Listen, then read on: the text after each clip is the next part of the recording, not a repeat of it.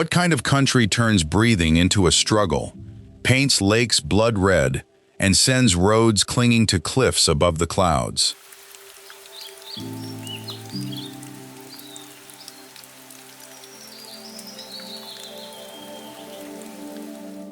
Bolivia is a land where salt erases the horizon, volcanoes breathe through the earth, and cities rise where the air itself resists human life.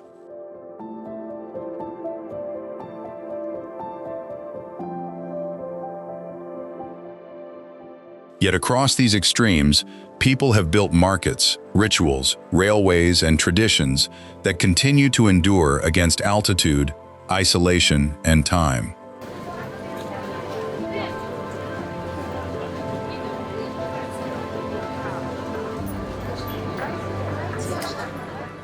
Here, beauty is rarely separate from danger, and ancient beliefs still move quietly beside modern streets, political tensions, and changing cities.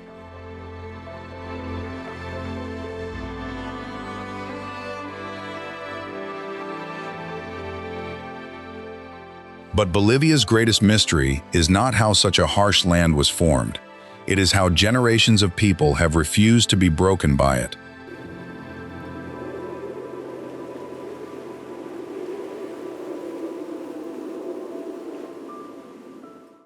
To understand that answer, we must cross deserts, mountains, sacred waters, crowded cities, and forgotten frontiers, where the real Bolivia begins to emerge.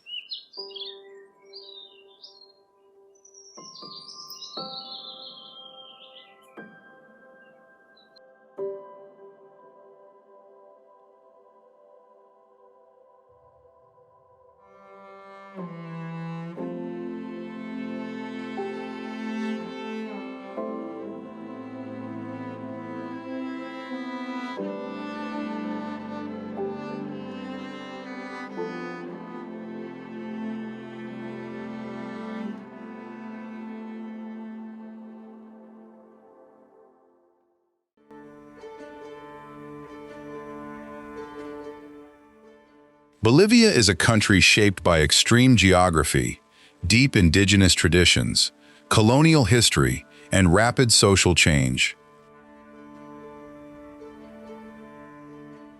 More than half of its population identifies with indigenous heritage, especially Aymara and Quechua communities whose languages and customs remain visible in everyday life. Across the highlands, people have adapted for generations to thin air, cold nights, limited water, and long distances between settlements. In the cities, old rituals continue beside cable cars, crowded markets, universities, government offices, and modern technology.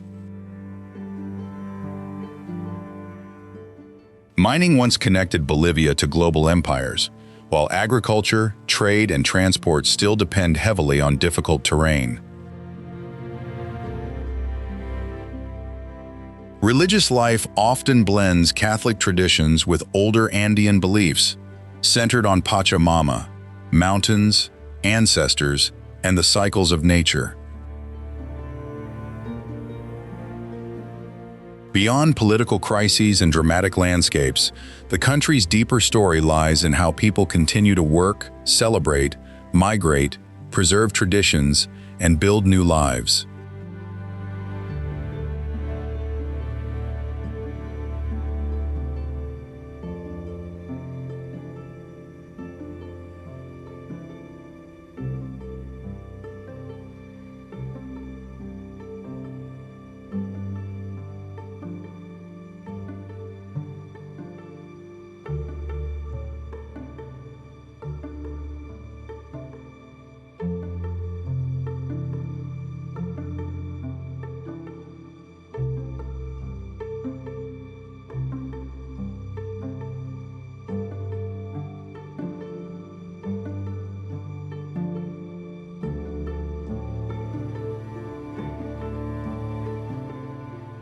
At Salar de Uyuni, the Earth seems to end without warning.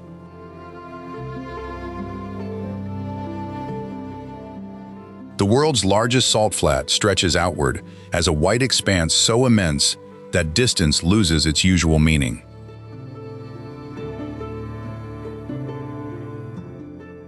In the dry season, the crust fractures into endless geometric patterns, each one shaped by evaporation, mineral concentration, and time.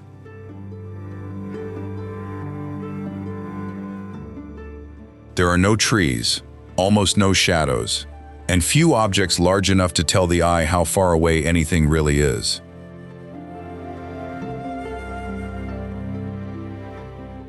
A vehicle can appear close for minutes before revealing that it is still kilometers away.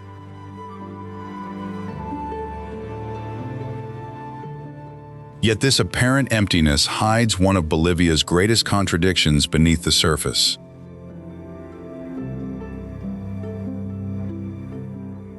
Under the salt lies mineral-rich brine containing lithium, a metal now tied to batteries, electric vehicles, and the global energy transition.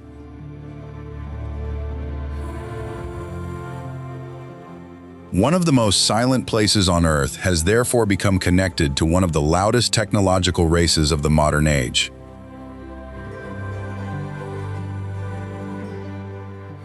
Along the edges of the salar, workers still gather and process salt under sunlight reflected upward from the ground.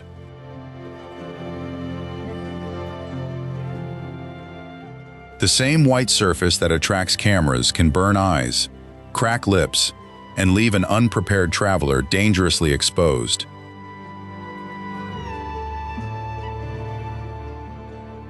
Then rain arrives, and the entire landscape changes its identity.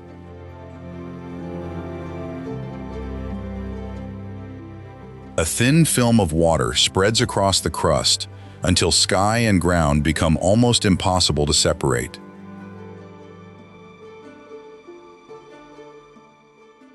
People seem to walk through open air, vehicles float between two horizons, and the world briefly loses its sense of direction.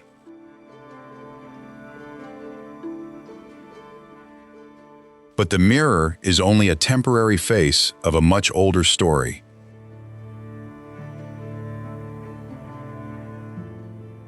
This basin was once part of vast prehistoric lakes, whose disappearance left behind layers of salt and mineral memory.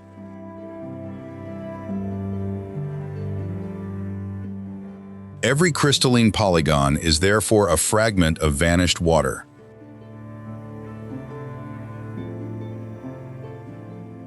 Every track across the surface is temporary, while the geological history beneath it stretches far beyond human time.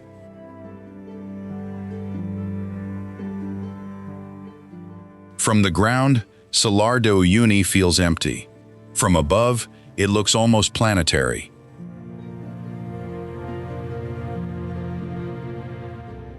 Nothing here is as empty as it first appears, because beneath the silence lie geology, labor, technology, and the memory of a vanished inland world.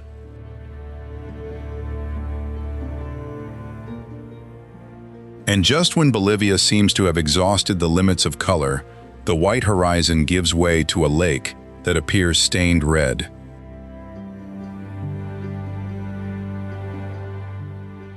Red water appears in the high desert where almost nothing else seems willing to survive.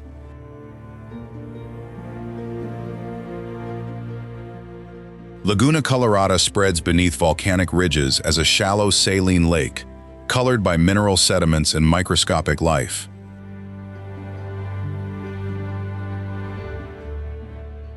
Under changing light, its surface shifts through shades of rust, copper, crimson, and deep red.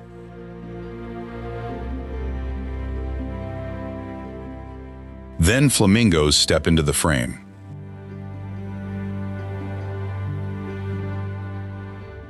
Their pale bodies move through the colored water with a calm that seems almost impossible in such exposed conditions.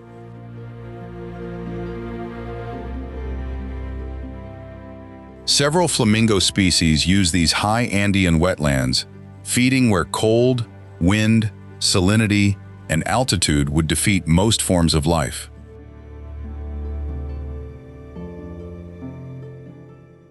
The birds lower their curved bills into the water, while borax deposits whiten the shore around them.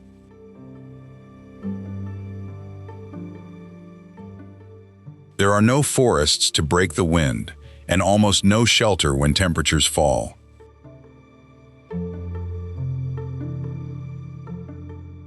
The lagoon survives through a narrow ecological balance of water, minerals, microorganisms, and seasonal change.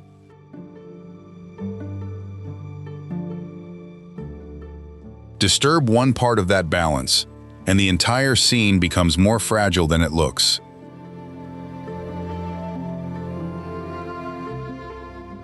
From a distance, the lake appears silent, but close to the shore it is alive with feeding, movement, and restless wind.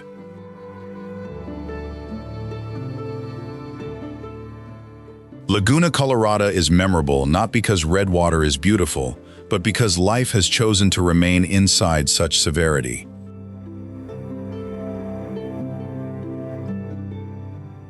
Here, survival is not loud or dramatic. It is measured in careful steps through shallow water beneath an enormous sky.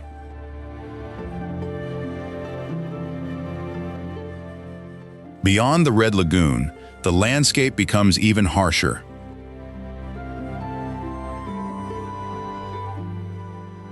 The ground itself begins to steam, bubble, and breathe.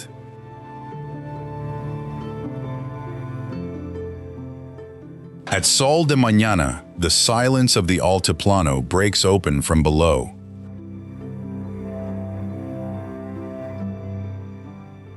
Steam escapes through vents, mud boils in dark pools, and sulfurous gases rise from ground that never fully settled.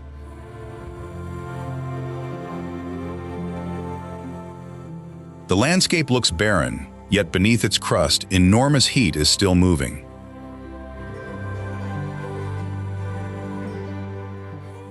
At extreme altitude, every plume feels sharper against the cold air and open sky.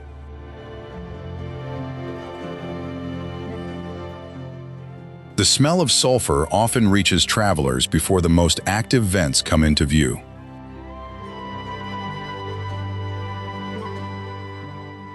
Here, beauty is secondary to the simple fact that the Earth remains physically dangerous.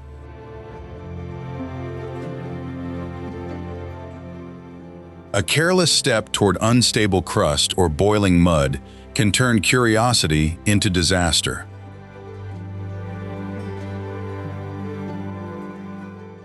Leaving this steaming plateau, Bolivia reveals another kind of danger, one where the ground no longer erupts upward, but simply falls away.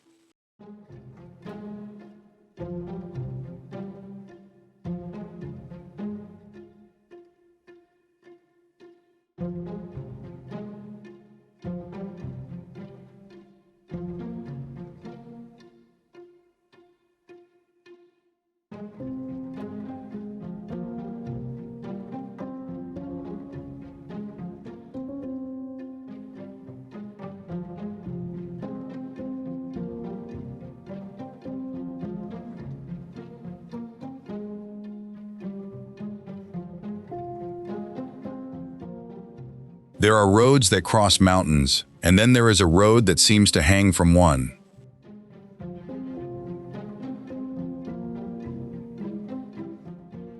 The Yungas road descends through cliffs, cloud, waterfalls, and blind bends, where a single mistake can become final.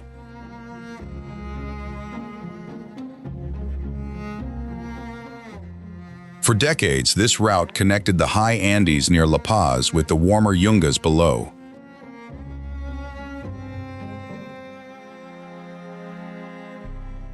The problem was simple. In many places, the road was barely wide enough for one vehicle.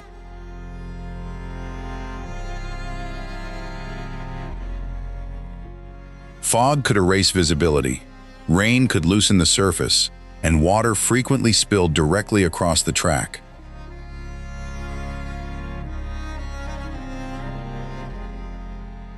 Before a safer bypass took over most traffic, the route became infamous for fatal accidents and earned its worldwide reputation as Death Road.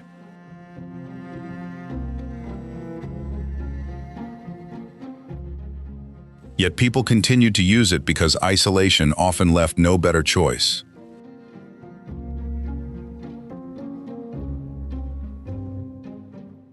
Families, crops, workers, and supplies all had to pass through terrain that seemed designed to reject movement.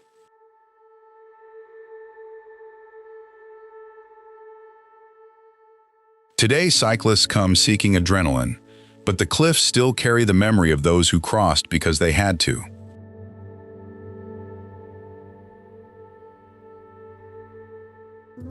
Beyond this narrow edge, the danger widens into an entire plateau where altitude itself becomes the daily test.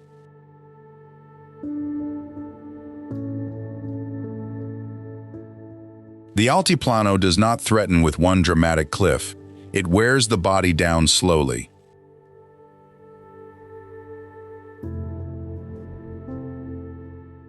Wind, cold, distance, and thin air spread across an immense plateau trapped between the great ranges of the Andes.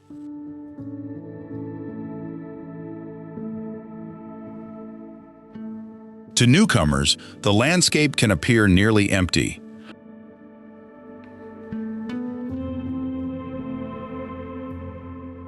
Look closer, and the emptiness breaks into villages, grazing routes, fields, wetlands, shrines, and roads connecting lives separated by enormous space.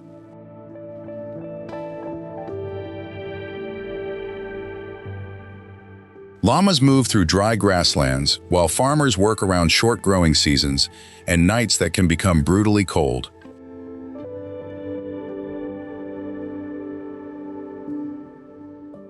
Water is precious because rainfall is limited, and many wetlands depend on delicate seasonal cycles.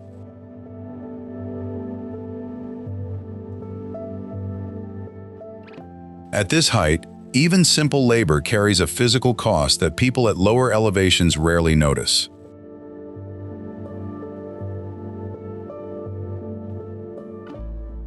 Yet communities have lived here for generations, adapting food, clothing, movement, architecture, and agriculture to the demands of elevation.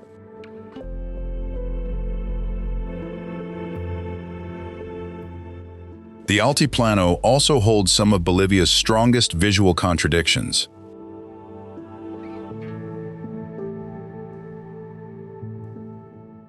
Salt flats meet volcanoes, colored lagoons appear in desert basins, and cities rise where oxygen is already scarce.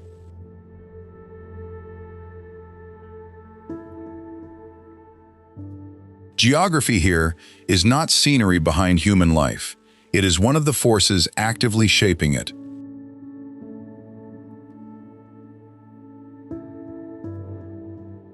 People do not conquer the plateau so much as read it, negotiate with it, and learn where survival is still possible.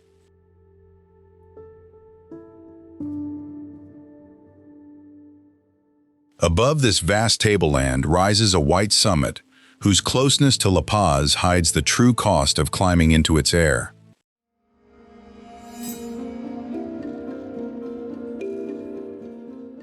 Huayna Potosí stands close enough to La Paz to seem almost accessible, but altitude makes proximity meaningless.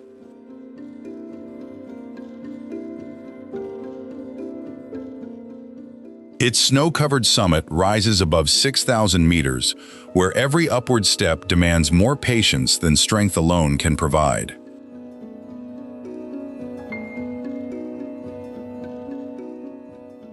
Glacier travel, steep snow, changing weather, and extreme elevation quickly expose anyone who mistakes appearance for ease.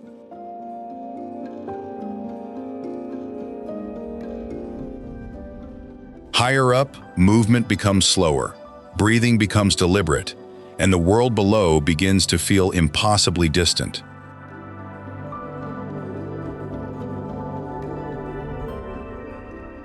The mountain is famous not because it is gentle, but because it brings ordinary people frighteningly close to the limits of the high Andes.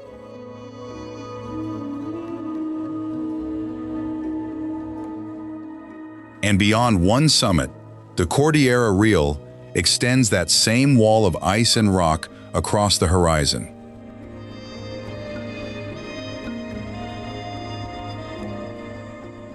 The Cordillera Real rises east of the Altiplano like a frozen barrier above the Bolivian highlands.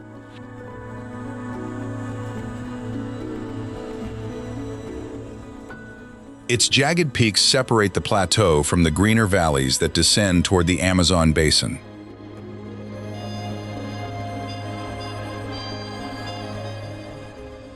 For centuries, snowfields and glaciers have fed rivers and streams flowing toward communities far below.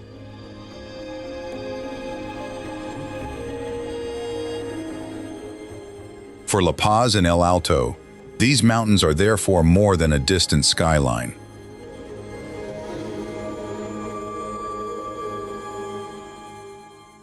They are part of the region's water story.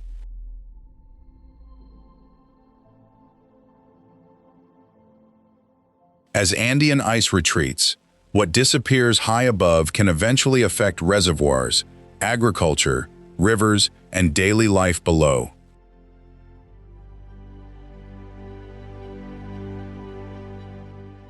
At sunrise, the peaks can glow over dark valleys while millions of people begin another ordinary morning beneath them.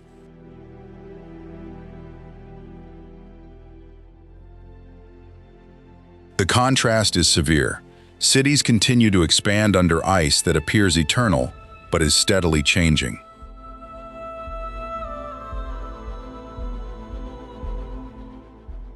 In the Cordillera Real, beauty and dependence come from the same frozen source.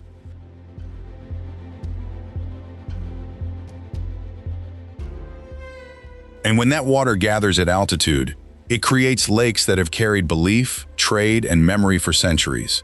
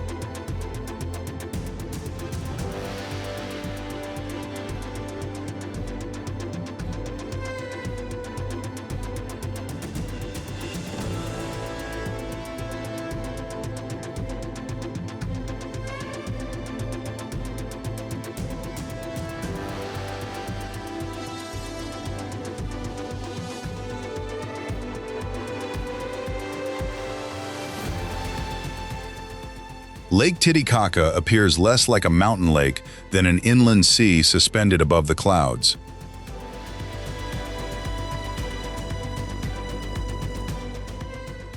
Shared by Bolivia and Peru, it is one of the world's highest large lakes and a center of life across the Andean Plateau.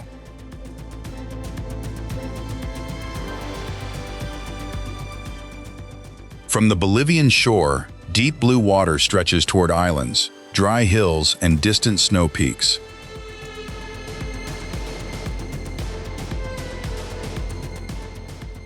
The lake softens the climate around it, making farming possible in regions where altitude would otherwise be even harsher.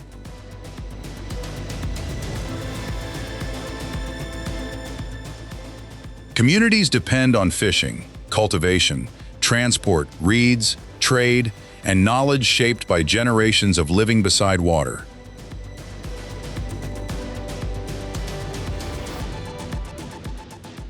But Titicaca is more than a resource.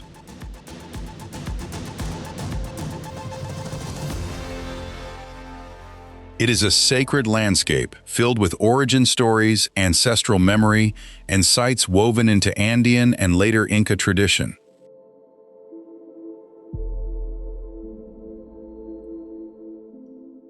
For many communities, islands and shores are not empty geography. They are places where history, belief, and identity overlap.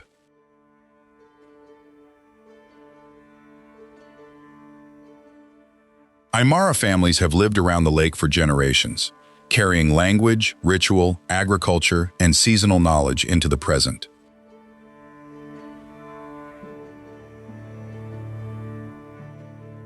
Morning often begins with cold air and boats leaving shore before the plateau fully warms.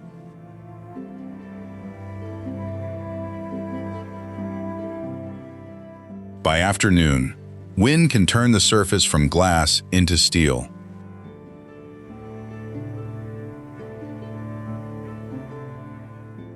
The altitude magnifies every change in weather, making exposure and distance part of daily calculation.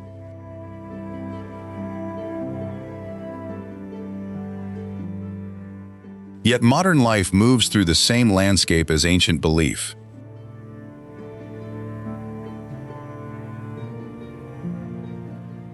Motorboats pass traditional reed craft, markets operate near sacred sites, and mobile phones coexist with rituals older than the Republic.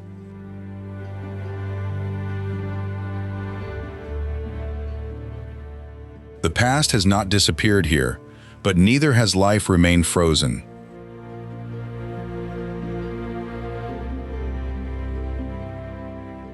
That is one of Titicaca's deepest truths.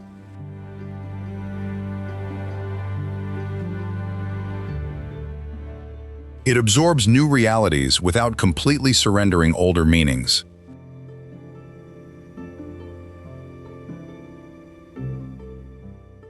At sunset, islands darken into silhouettes, while the lake seems to swallow the last light.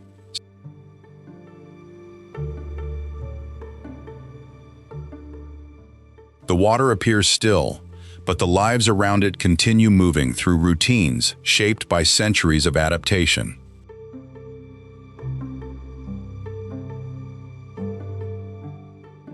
On one of its most important Bolivian shores, faith, pilgrimage, and everyday life meet in the town of Copacabana.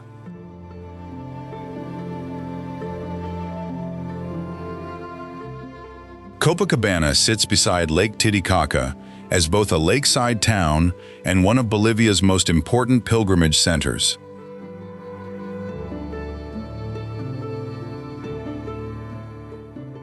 Its streets rise toward the white basilica of Our Lady of Copacabana, where devotion has drawn generations of visitors.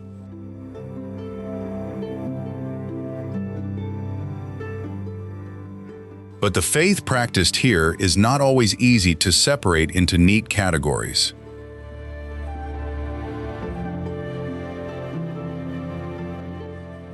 Catholic rituals exist beside Andean beliefs, offerings, symbols, and older relationships with the land.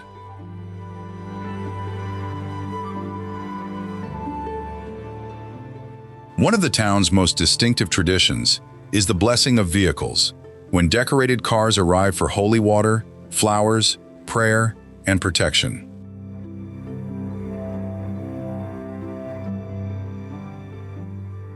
For many families, this is not spectacle, but a practical act of hope before another journey begins.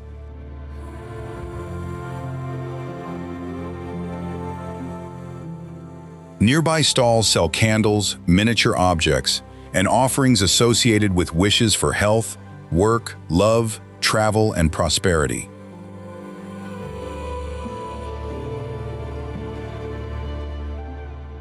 The town's spiritual life reveals how traditions can survive not by remaining untouched, but by adapting and layering.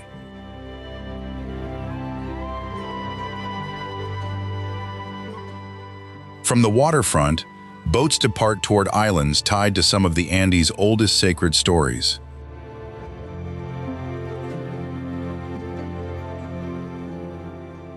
Farther south, however, the blue of Titicaca disappears and water takes on an almost metallic green beneath a solitary volcano.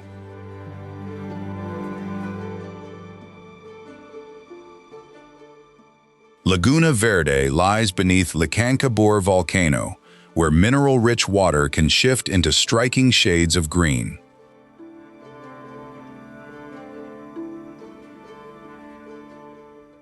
The color changes with light, wind, and weather, making the lagoon appear almost metallic against the desert.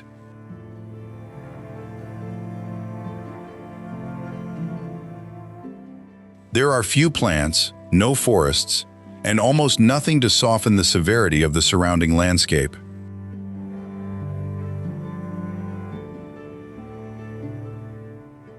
At this altitude, cold, dryness, and ultraviolet exposure shape every hour spent outside.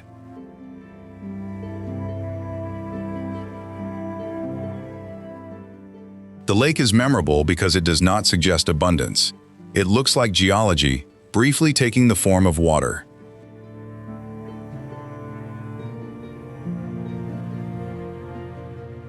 Its beauty comes from the same minerals and harsh conditions that make life difficult.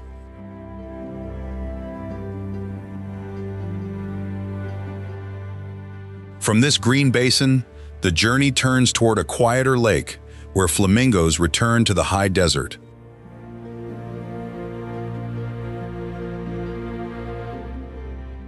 Laguna de Cañapa speaks more quietly than Bolivia's famous red and green lagoons.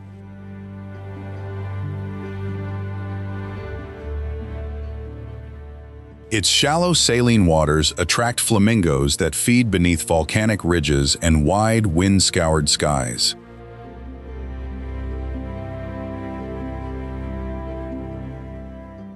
White mineral deposits trace the shoreline, while reflections break and reform with every gust.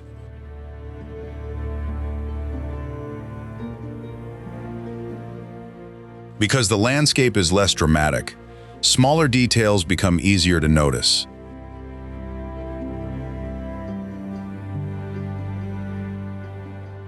A bird stepping through water, salt brightening under sunlight, and distant mountains shifting through haze become the entire scene.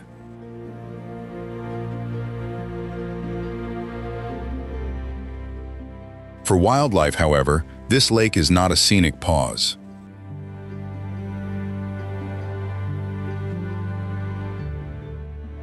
In a region where wetlands are isolated and fragile, each body of water becomes a refuge.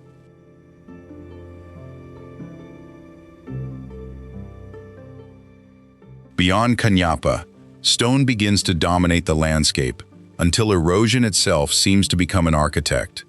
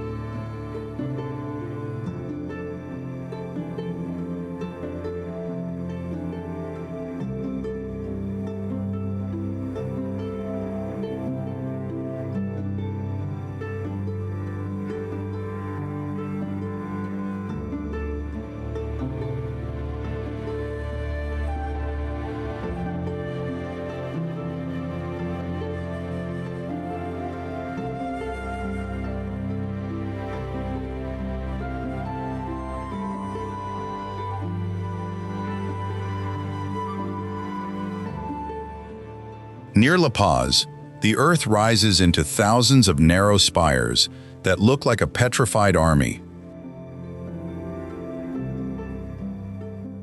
Valle de las Animas, the Valley of Souls, is a maze of eroded formations, carved by wind, rain, and time. From a distance, the ridges seem almost architectural. Closer in, paths disappear between sharp columns, ravines, and walls of pale earth. The valley's name has encouraged stories of spirits and silent figures, but the geology is powerful enough without invention. Softer material was gradually worn away, leaving tougher formations standing where the surrounding ground vanished. That process continues even now. Every storm, season, and change in temperature removes another fraction of the valley. The strange part is how close this landscape lies to a major city. From some viewpoints, La Paz feels within reach. From others, the rock closes in, and the modern world disappears. Light constantly changes the shapes, deepening shadows, and making the same ridge appear different within minutes. The thin air and steep ground slow every step, forcing visitors to experience the valley at the pace of the terrain. Valle de las Animas reveals a recurring Bolivian truth. What appears eternal is often the result of continuous destruction. The stone survives because everything weaker around it has already been removed. Farther south, erosion creates another world, not like a procession of spires, but a forgotten labyrinth of volcanic rock. Valle de las Rocas spreads across the high desert like the ruins of a city no human ever built. Volcanic rock has been carved into walls, towers, corridors, and silhouettes, shaped by wind and temperature over vast stretches of time. Some formations resemble animals, faces, or broken fortresses, depending entirely on where the observer stands. The scale remains difficult to understand until a person walks beneath one of the larger masses. There are few signs of permanent life, only stone, sparse vegetation, and exposure. The valley feels less like a destination than a paused moment inside a much older geological process. Beyond it, the land empties further until even the rocks begin to stand alone. The Siloli Desert strips the landscape down to wind, stone, cold, and distance. It is one of the highest desert environments in the region, where vegetation is scarce and shelter almost non-existent. Across the open plain stands the famous Árbol de Piedra, a rock formation shaped like a stone tree. Its narrow base and broad crown were sculpted by erosion, especially wind carrying abrasive sand across the desert. The formation looks fragile, yet it has endured the same forces that slowly reshape everything around it. Tracks cross the plain, but settlements remain distant, and silence dominates the horizon. Here, emptiness is not absence. It is the main physical presence. And above the borderlands, a volcano reminds the desert that the earth beneath it is still active. Oligüe volcano rises on the Bolivia-Chile border, above salt, desert, and high plateau. Near its summit, fumarolic activity reveals that heat still escapes from deep within the mountain. From far away, the volcano seems perfectly still, but the faint plume above it tells another story. Beyond this volcanic horizon, a rocky island rises unexpectedly from the middle of the world's largest salt flat. Isla Incahuasi rises from the Salar de Uyuni, like a dark ship stranded in an ocean of white. The island is covered with giant columnar cacti adapted to extreme dryness, intense sunlight, and high altitude. Some grow so slowly that their height becomes a record of decades passing almost invisibly. Their green forms stand sharply against the salt, creating one of the clearest visual contrasts in the entire Salar thing. But Incahuasi is more than a viewpoint. Its rock contains traces connected to the ancient lake environment that once covered this basin. The island is therefore a surviving fragment of a vanished geography. From its summit, the salt flat stretches in every direction, and vehicles become tiny marks far below. Only then does the true scale of Salar de Uyuni become understandable. The strangest thought is that this island was once surrounded by water rather than salt. Wind moves through cactus spines, creating one of the few sounds above the silence. Birds and small animals use the island as limited habitat in an environment that otherwise appears almost empty. From the Salari Kahu, Incahuasi looks small. From Incahuasi, the Salar looks planetary. It is a reminder that Bolivia's strangest landscapes are often remains of worlds that disappeared. The journey now turns from ancient stone toward the animals and people who learn to live within these extremes.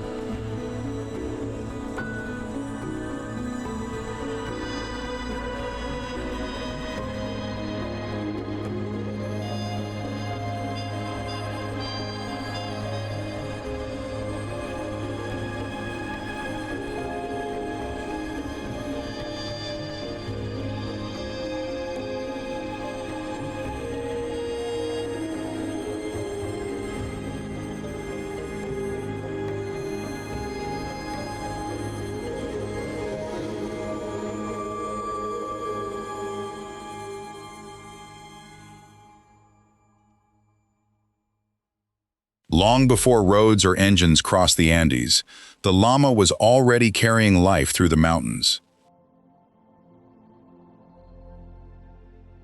Domesticated by Andean peoples thousands of years ago, it became one of the great transport animals of the high plateau. Its padded feet move across rock and fragile ground with a lightness that heavy livestock cannot match. A thick coat protects it from cold nights, while its body is adapted to thin air and high elevation. For communities separated by mountains and distance, those adaptations once meant survival.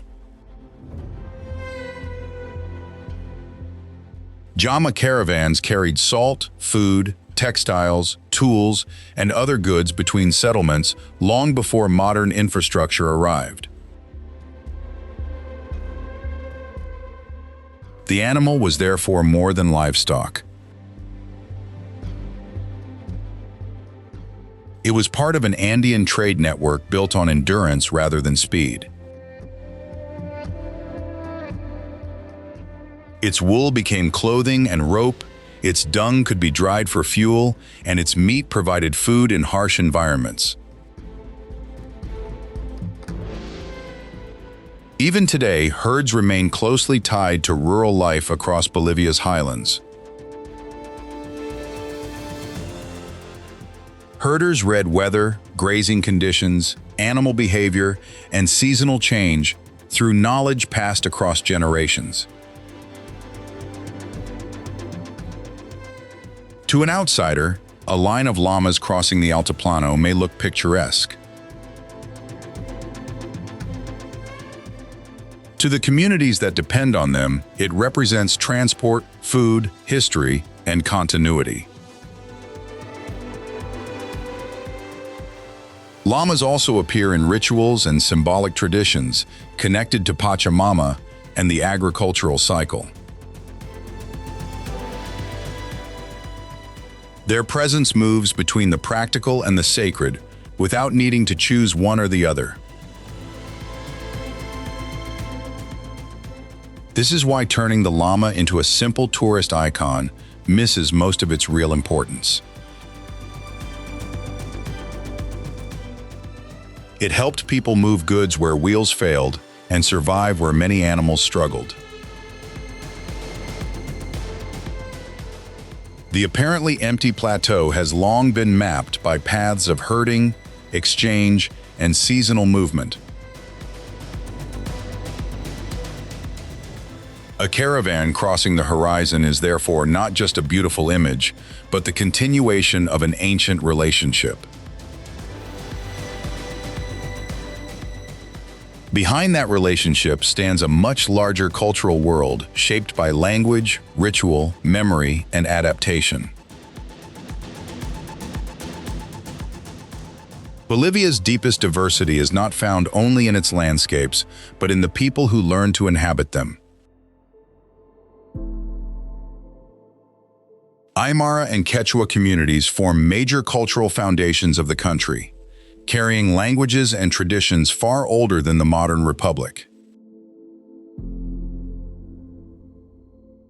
In highland markets, women in polara skirts and bowler hats move through streets where indigenous identity is visible, contemporary, and constantly changing. The colita, once treated as a symbol of exclusion, has increasingly become associated with entrepreneurship, sport, fashion, politics, and public confidence. Traditional clothing is not merely decoration. It can express region, history, family, status, and belonging. Coca leaves remain woven into daily life for many highland communities, used socially, ritually, and to help cope with altitude and fatigue. Offerings to Pachamama continue beside Catholic saints, church festivals, pilgrimages, and processions. Rather than canceling one another out, these traditions often exist in layers built through centuries of adaptation. Markets carry more than food and goods. They also carry news, gossip, ritual objects, relationships, and memory. Music and dance change dramatically between regions, from highland brass traditions to lowland forms shaped by completely different climates and histories. Weaving can preserve patterns that identify communities, landscapes, beliefs, and inherited stories without written explanation. Food follows geography too, from potatoes and quinoa in the highlands to cassava and tropical fruits in warmer regions. Urban migration has changed how traditions are practiced, but it has not erased them. Instead, older identities now move through cable cars, universities, digital life, offices, markets, and wrestling rings. Bolivian culture endures not by remaining untouched, but by absorbing pressure without surrendering every older form. The country is constantly negotiating between ancestral memory and modern necessity. Nowhere is that negotiation more visible than in La Paz, a city where old beliefs and modern life share the same steep streets. La Paz does not spread across level ground. It falls through a canyon and climbs the walls around it. Thousands of buildings cover the slopes while snow peaks rise beyond the city like a second horizon. The elevation changes dramatically between the upper rim and lower neighborhoods, shaping temperature, movement, and even social geography. For newcomers, the altitude can turn a staircase into a physical test. Above the traffic, teleférico cable cars cross the canyon in silent lines. They connect neighborhoods that steep roads once made slow and difficult to reach, changing how the city moves through its own geography. From inside the cabins, markets, brick houses, towers, and distant mountains appear in a single moving frame. At street level, the city becomes denser, louder, and more intimate. Vendors sell food, flowers, coca leaves, household goods, and ritual objects along streets that can change character within a few blocks. The Witches' Market remains one of La Paz's most distinctive spaces, where herbs, talismans, dried offerings, and ritual materials reflect enduring Andean beliefs. These traditions survive beside government offices, universities, technology, commerce, and modern transport. La Paz is not a city trapped between past and present. Both operate here at the same time. Its canyon concentrates millions of ambitions, rituals, struggles, and contradictions into one vertical world. Beyond the capital, Bolivia's history descends into a mountain whose silver once helped finance an empire.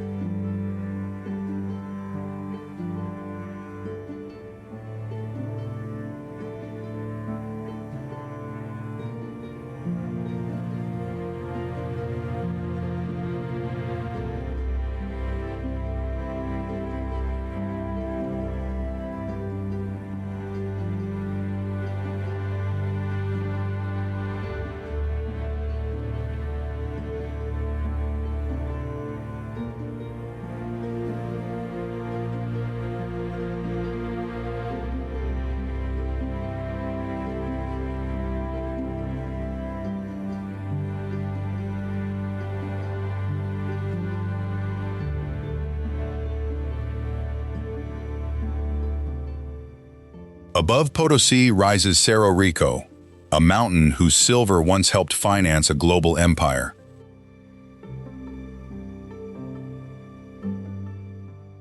From the 16th century onward, extraordinary wealth left this peak while indigenous and forced laborers paid the human cost underground.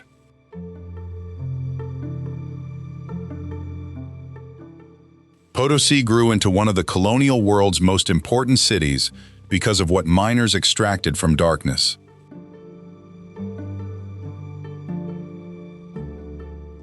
The richest deposits are gone, but miners still enter Cerro Rico in search of tin, zinc, silver, and whatever income the mountain still allows.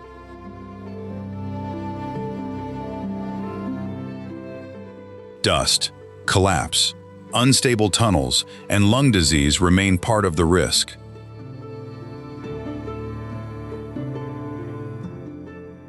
The city's churches and colonial streets cannot be separated from the labor that made them possible.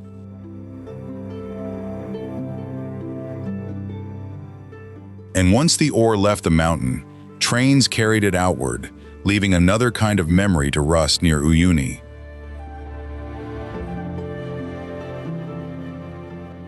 Outside Uyuni, locomotives sit abandoned beneath an enormous sky with nowhere to hide.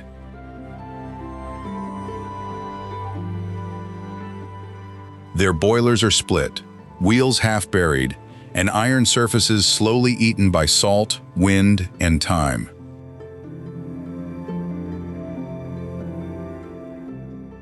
The train cemetery is a remnant of an era when mineral wealth moved from Bolivia's interior toward distant markets by rail.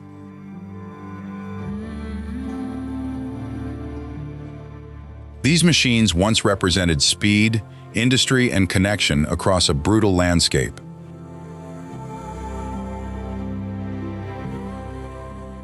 Then mining declined, transport changed, and many locomotives were simply left where their usefulness ended.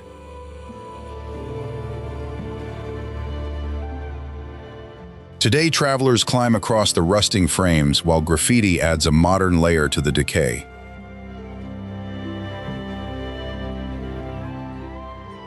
Yet the strongest story remains in the metal itself.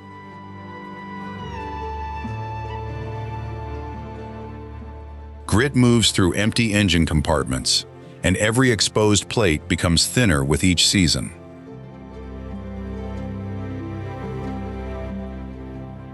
The trains no longer carry silver, workers, or hope, but they still mark the place where one industrial dream stopped moving.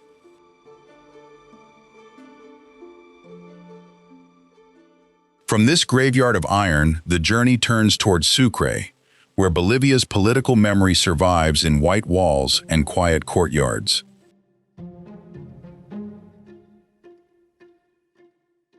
Sucre appears almost as a pause after Bolivia's salt mines, high deserts, and crowded mountain cities.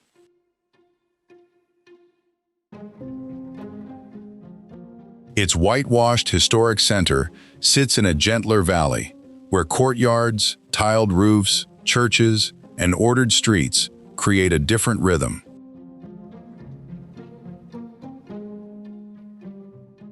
It is Bolivia's constitutional capital, and one of the most important places in the country's independence story.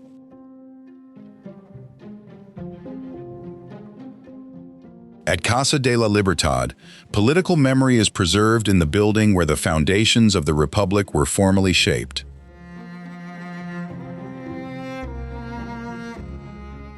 But Sucre is not a city trapped inside its own past.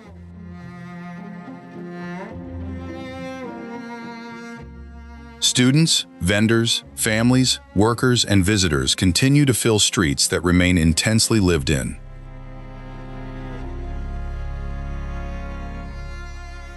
The Central Market is one of the clearest examples.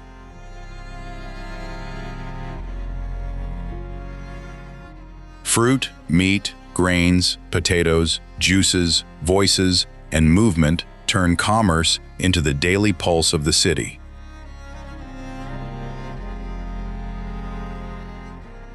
Here, national history gives way to ordinary routines.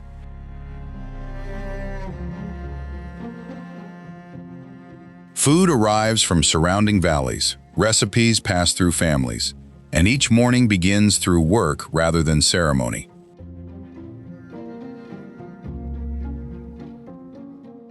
That slower rhythm sharply contrasts with La Paz, Potosi, and the exposed Altiplano.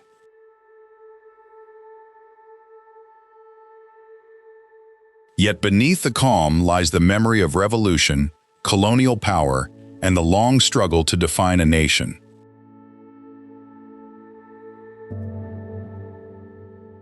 Sucre's white walls have watched governments change, identities evolve, and ambitions collide.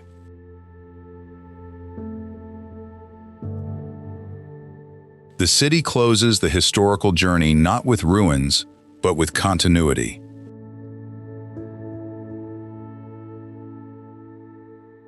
And from this preserved urban world, Bolivia makes its final transformation, trading salt, rock, and thin air for dense green life.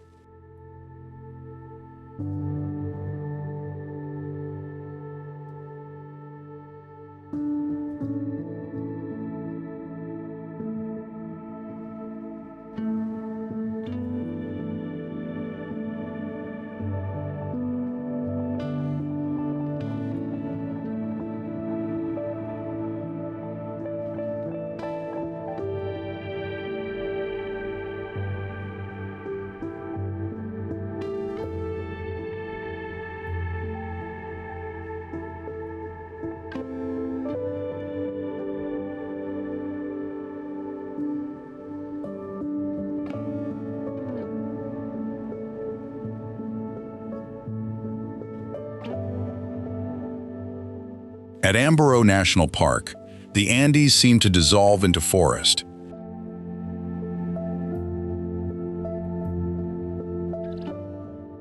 Cloud-covered mountains, tropical valleys, rivers, and dense vegetation create one of Bolivia's richest ecological transitions.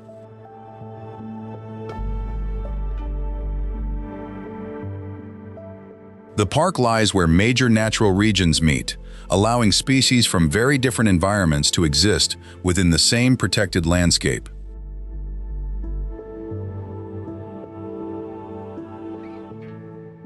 After salt flats, volcanic deserts, frozen peaks, and thin air, this abundance feels like a release.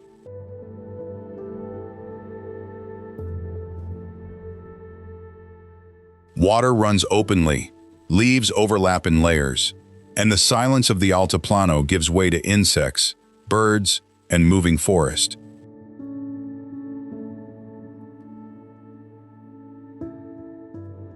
Aymara reveals Bolivia's final contradiction. A country famous for high deserts also contains places overflowing with tropical life.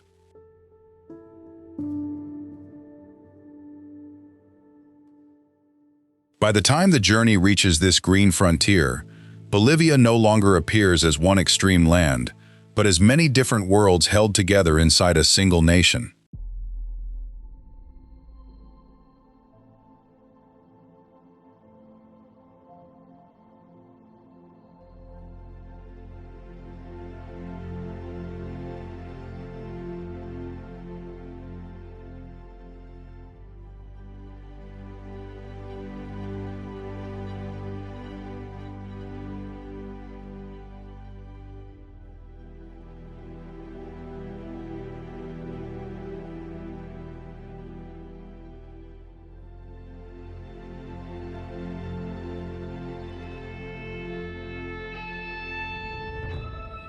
Bolivia does not end where the salt fades, the mountains fall away, or the forest begins to close around the trail.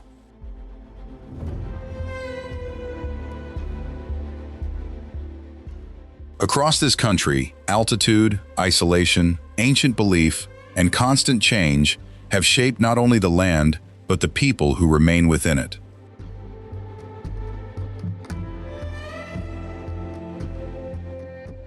What makes Bolivia unforgettable is not one desert, one city, or one mountain, but the way completely different worlds survive side by side.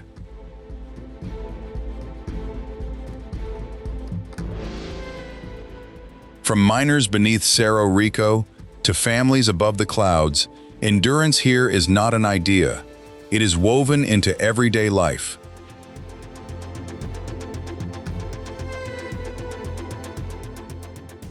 And perhaps the greatest discovery is that Bolivia has never been defined by hardship alone, but by what its people continue to create from it.